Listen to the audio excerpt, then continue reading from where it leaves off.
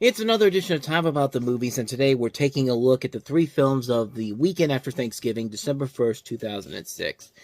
Now, usually the weekend after Thanksgiving means that Hollywood is really not going to put out any of their big blockbusters because they did that over Thanksgiving weekend, and so this weekend's usually reserved for, the holdovers from last week, and this is a weekend that's usually reserved for really bad movies that they thought were not going to be successful in any way, shape, or form. So they decided to use the excuse of, well, we put it out after Thanksgiving, and there's all these big blockbusters in the way. So clearly, these movies that we thought were going to be big successes, they weren't going to be.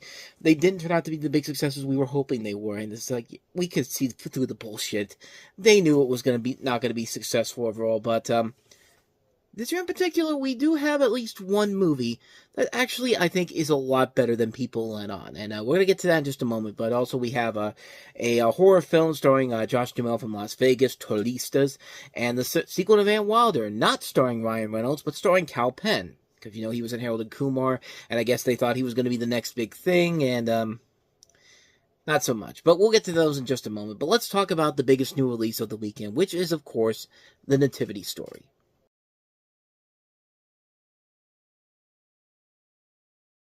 Another example of, hey, Catherine Hardwicke is a good director, despite what Twilight tells you. But I don't think I need to tell you the story about this movie. The Nativity Story is, of course, about the birth of Jesus Christ, and it stars Keisha Cashel Hughes from Whale Rider I can't remember her name now. Mary, excuse me. I was going to shut it off and then try to look, but I should know this. Mary, who becomes pregnant with our Lord and Savior Jesus Christ, and of course she goes on that I should know these names by this point. Joseph goes along with her, played by Oscar Isaac, and in this movie, they're of course being asked by the Archangel Gabriel to go and give birth to the Lord and Savior, and yeah, it was a movie that surprisingly came out after Thanksgiving. I feel like this is a film that probably would have been primed to come out before Thanksgiving, because it is a Christmas movie, and a movie about one of the most significant births, if not the most significant birth of our lifetime. And the movie itself actually is really good. I mean, it's a really impressive film. It does a very good job of telling the story in a unique way that we haven't seen done before. It's got a lot of great people in the cast, including Keisha Cashel Hughes and Oscar Isaac, Kieran Hines, Shohreh Aghdashloo, Sean Tobe from Iron Man is in here. It is a really investing film, and it does a very good job of telling the story that we've heard time and time again, done in a very unique way, in a way that's very different from what we're used to hearing from this particular story being told numerous times, and it does do things a lot differently than most stories do, and it's a really good film. It is a film that actually does a very good job of telling the story in a unique approach that hasn't really been done before, and it's not really one of those heavy. It's a movie, of course, about the birth of Jesus Christ, but it's not pounding the message right in your face like a lot of Christian movies nowadays do. But even though there are some that do a good job of toning it down a little bit, even though they are faith-based films, they're not, like this is one of those examples. This is one of the examples of the earliest ones doing that just right.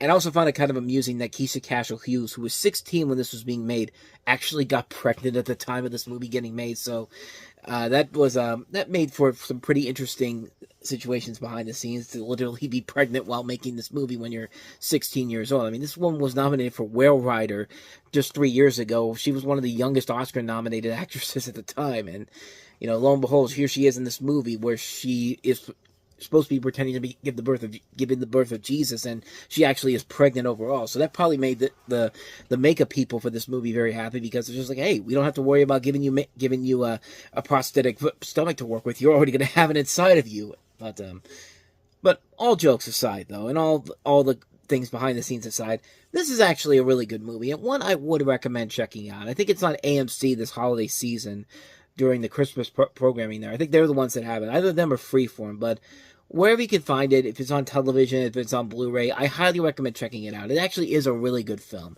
Probably one of the better post-Thanksgiving movies you'll get at this point, especially considering what we've got coming up next on here, and that is, of course, Josh Duhamel in the horror film Turistas.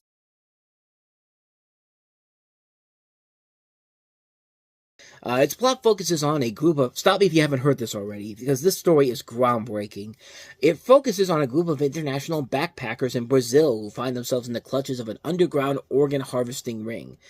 Yeah, essentially, dumb white people being dumb white people, and they get stuck, and they let their young teenager, not even young teenager, but like they got to drink all the time. They're around this beautiful island. They've got these two sexy women with them. Josh Duhamel does. Olivia Wilde, actually, but that's her sister, so would be really weird. And Beau Garrett, who would later be seen in Tron Legacy and Fantastic Four: Rise of the Silver Surfer, and they're also joined by another woman, Melissa George, and yeah, they get drunk. Josh Duhamel's got to hit on one of the girls at some point. Obviously not her sister, but then crazy shit happens. All their stuff gets taken away from them, and they're stuck in the middle of nowhere with nowhere to go. And did I forget to mention this was directed by the same guy that did Into the Blue? That should probably give you a warning sign right there. But most notably, this is the first film by Fox Atomic, which was sort of a short-lived version of the studio at 20th Century Fox, basically trying to do the Rogue Pictures thing. Like Rogue Pictures, of course, this was a subdivision that was created to support mostly comedies and genre films, and not very good ones either. I mean, a lot of the films, I'm looking at the list right here, they only had about 7 movies put out during this thing, and the 7 movies were this movie, Turistas, The Hills Have Eyes 2, 28 Weeks Later, The Comebacks, The Rocker, Miss March, 12 Rounds. Some of those movies aren't bad. 28 Weeks Later is okay. Comebacks, I thought was a lot better than people made it out to be. The Rocker's probably the best of that bunch there. Miss March, there was even 3 other ones that were supposed to come out, but then the studio folded. I Love You, Beth Cooper, Post Grad, and Jennifer's Body. If we're going to include those movies, then Jennifer's Body is easily the best of the bunch, but it was pretty clear that none of these movies were going to be successful. And that's not even the last of those movies, because there was a Revenge of the Nerds remake that was going to be in the works that was actually filming in 2006, and then an executive of the studio decided to stop production on the film, and this mostly because the university that they went to, they refused to let the campus use the production of it, and they actually had to look at the dailies and made the decision to stop putting the film together after 2 weeks of shooting. Like, that's how you know the studio was primed for disaster right from the very beginning. And a movie like this does not do anything to wow people into your new studio. It just makes people go, wow, you're really trying to rip off Rogue Pictures of all companies. And yeah, this is a film that really does not work at all, mostly because it's a film we've seen done before so many times. We've seen so many movies like this film. I mean, every one of them has not been good. Most of them have not been very good. And it's because they follow the same formula over and over and over again. It's the same formula, it's the same setup, it's the same big shocking grotesque thing that we got to do, because Saw and Hostel are the big movies that we got to copy now, and it just doesn't work when you do the same thing over and over and over again. And this isn't even the last of the movies to do that. We still have a long way to go before we finally get to the trend of that ending, and it's still a long way to go from there. But not much more to really say about this movie, man. This is not a very good film at all. Turistas. What can you expect from that? Same thing you would expect from a movie like Van Wilder 2, The Rise of Taj. Now, if Ryan Reynolds was involved, maybe you'd have something, but not so much. Let's go ahead and take a look.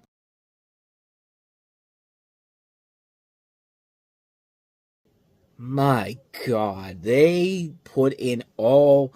Speaking of movies that have been done over and over again, here's a movie that puts all the tropes of these raunchy comedies in here. You gotta have your sex appeal, you gotta have your raunchy jokes and all that, and just like stuff that we've seen done it so many times before. But did I also forget to mention this was directed by the same guy that did Boat Trip? That should have been my first warning when I went to go see this movie in the theater.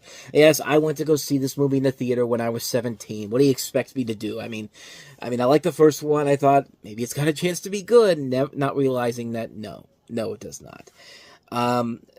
Van Wilder's not even in the movie. Why the hell is it called Van Wilder? Like, why isn't it just called The Rise of Taj? I mean, it's literally the character from the last movie Kyle Penn plays. But having graduated in the U.S. as a Van Wilder disciple, now self-confident Taj Mahal, get it, played by Cal Penn, arrives at dawn, teaching assistant history at England's super prestigious Camford. He falls victim to the haughty, aristocratic leading fraternity president's Pip's usual prank for commoners, landing in the derelict barn with other social outcasts. But Tosh decides to ban the rejects into a new fraternity, Cocks and Bulls, which, under his leadership, challenges Pip in the annual all-around excellence championship. Like, this is one of the stupidest plots I have ever read in my entire life. This movie is so terrible.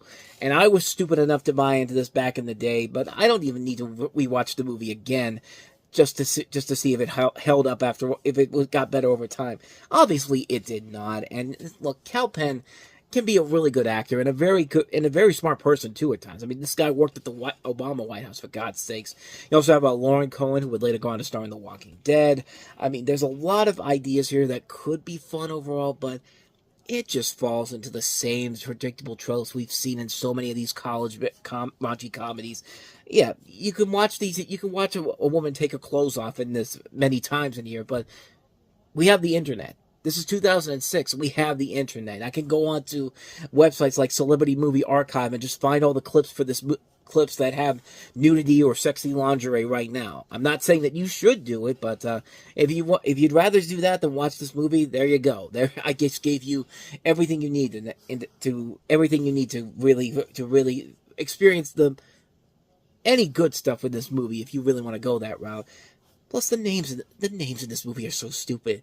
Of course, the English guy's got to be named Pip. Of course, they got to call the new fraternity the Cock and Bulls because get it? We're an R-rated comedy. Like, here's the thing. It seems more and more that Animal House was more of a lightning in a bottle moment than an actual success, because besides the 80s where we had many successful college comedies like Back to School and also Caddyshack's not really a college comedy, Revenge of the Nerds, Porky's, those movies were successful around that time and they actually were fun films. Ever since then, they have tried so hard to create the next Animal House, and especially with National Lampoon, and they have nearly failed every single time. The most successful comedy they had outside of the Animal House movies was the Vacation movies. Excuse me, I'm getting so worked up here. I'm burping up my thoughts on this, but the Vacation movies have been the most successful thing to come out of National Lampoon since then. This is probably the second closest thing with the first Van Wilder movie. And the first Van Wilder movie was fun. It actually did give you a little bit of a lesson in life. Like, hey, sometimes it actually did help me. It's truth be told, the original Van Wilder actually did make me want to learn better in school, because maybe someday I'll go to a college like this. I was like Homer in the Homer Goes to College episode, because I got all my knowledge on college by watching these corny ridiculous over the top college movies. But I thought that was the thing back then. But in this movie, it just doesn't work because the humor is not funny at all. There is not one good laugh in this movie. And like I said, if you're just there for the sex appeal, just go online and just look at the stuff. It's literally 20 seconds worth of your time, and it's worth not seeing a garbage movie like this. Because this is a garbage movie. This is a lousy film that's not funny in any way, shape, or form. And like I said, it's directed by the guy from Boat Trip. We all should have gotten that warning sign from the get-go. Or at least I should have gotten that warning sign right from the get-go, but stupid me went to go see it anyway. But most people did not. And there was another Van Wilder movie that came out on DVD a couple years later, which is so-so. Not that great, not that bad either. Just definitely felt like a film. It just definitely was your typical DVD sequel that wasn't really putting a lot of effort into it. It was just basically a movie made to cash it on the title of the first movie. And like this film, it's not very good. So, yeah, if you want a good Van Wilder movie, just watch the first one. I mean, that's really the best one you can watch, honestly. Avoid The Rise of Tosh, though. And so, with all that said, we wrap up another edition of Time About the Movies. And the next time we meet, we'll take a look at the weekend of December 8th with 4 more movies, including Mel Gibson's follow-up to The Passion of the Christ, Apocalypto, Nancy Meyers' The Holiday with Kate Winslet, Cameron Diaz, Jack Black, and Jude Law, Leonardo DiCaprio starring in Edward Zwick's Blood Diamond with Jennifer Connelly and Jaimin Hansu, and Paul Fahey's Unaccompanied Minors, a holiday comedy being released after the holidays, which is usually not ever a good sign in terms of box office success. That means the studio doesn't believe in it, but is it actually a little underrated gem? We'll take a look and see. It is Paul Fahey, after all. But we'll look at those 4 movies on the next episode. That'll be coming up tomorrow. But with all that said, thank you so much for watching. And if you like what you see here and you want to see more videos like this, please hit the plays on the next page. Check out the previous episode. And also don't forget to hit the like, subscribe, and notification button to get updates on when new videos come out, because we post every day here.